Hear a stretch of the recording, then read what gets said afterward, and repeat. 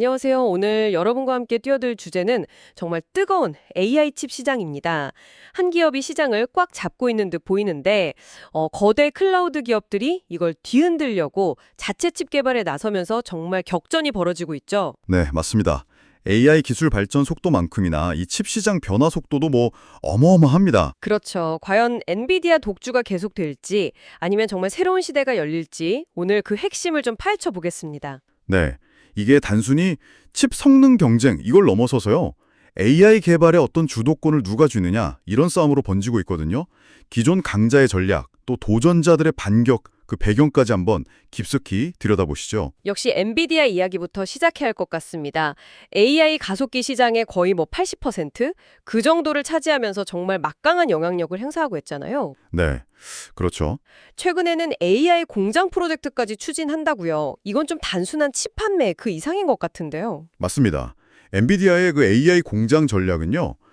단순히 칩만 파는 게 아니고 소프트웨어, 네트워킹까지 전부 포함해서 완전한 AI 개발 풀스택 솔루션, 이걸 이제 국가나 기업 단위로 제공하겠다. 이런 큰 그림이에요. 아, 솔루션으로요? 네, 장기적으로 보면 자사 생태계 안에 사용자들을 완전히 묶어두려는 아주 강력한 전략적 포석이라고 할 수 있죠.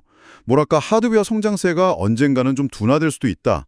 이런 점까지 염두에 둔 아주 선제적인 대응입니다. 그렇게 엔비디아가 생태계 확장에 나섰는데 그럼 구글이나 AWS, 마이크로소프트 같은 이 클라우드 공룡들은 왜 자체 칩 개발에 이렇게 열을 올리는 걸까요?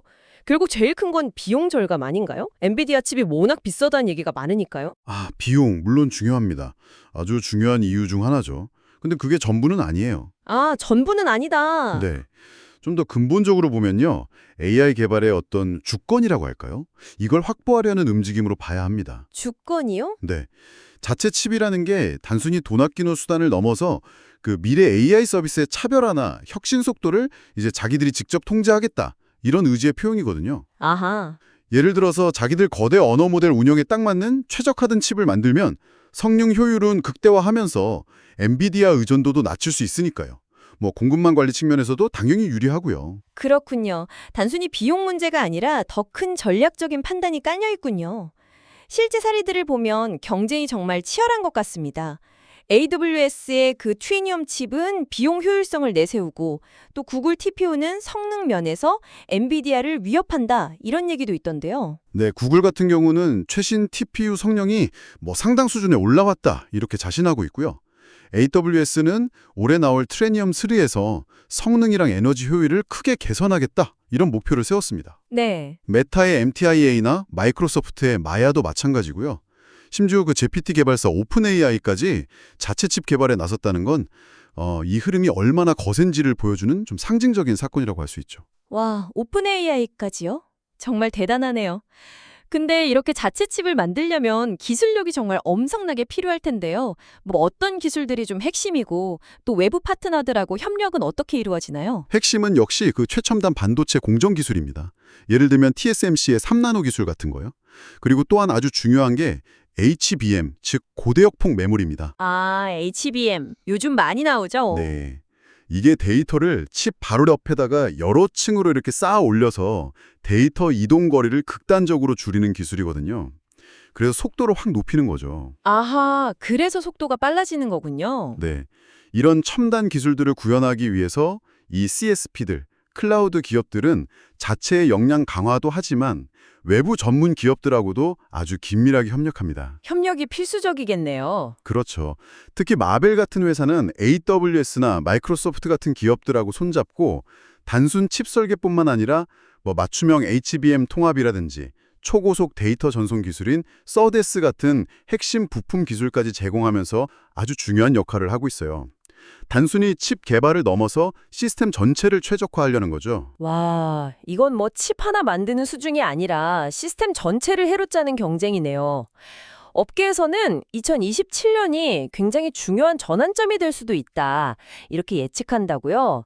CSP들의 자체 칩, 그러니까 ASIC이 엔비디아 점유율을 넘어설 수도 있다. 이런 전망까지 나온다니 좀 놀랍습니다. 네, 충분히 가능한 시나리오라고 봅니다.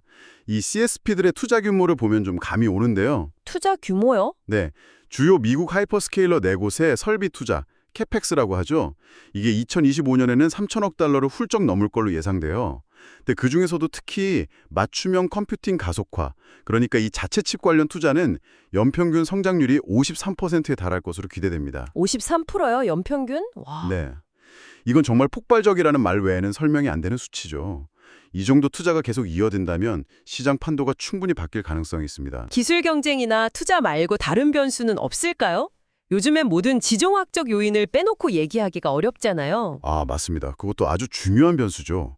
대표적인 게 역시 미중 기술 갈등입니다. 그렇죠.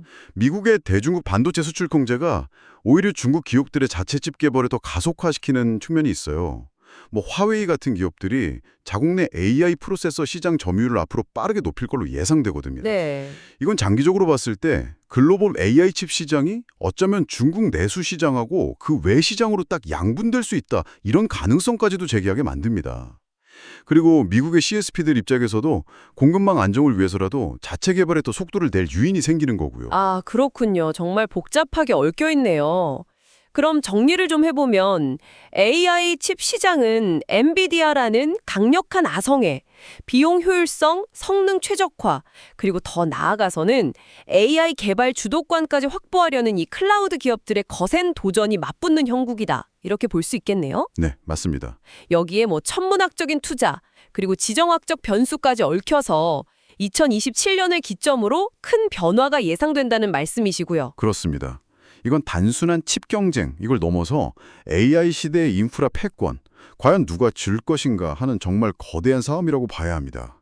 범용 칩의 강자인 엔비디아와 특정 작업에 최적화된 맞춤형 칩으로 반격하는 CSP들, 그리고 이들을 뒷받침하는 최첨단 기술과 파트너십. 여기에 지정학적 긴장감까지 더해져서 앞으로 시장이 어떻게 올라갈지 예측하기는 정말 어렵습니다. 네, 어렵지만 그래서 더 흥미로운 것 같기도 하고요. 시장의 현재와 미래를 둘러싼 이 역동적인 변화에 대해서 정말 깊이 있는 이야기 잘 나눠봤습니다. 오늘 말씀 감사합니다. 여기서 마무리하겠습니다.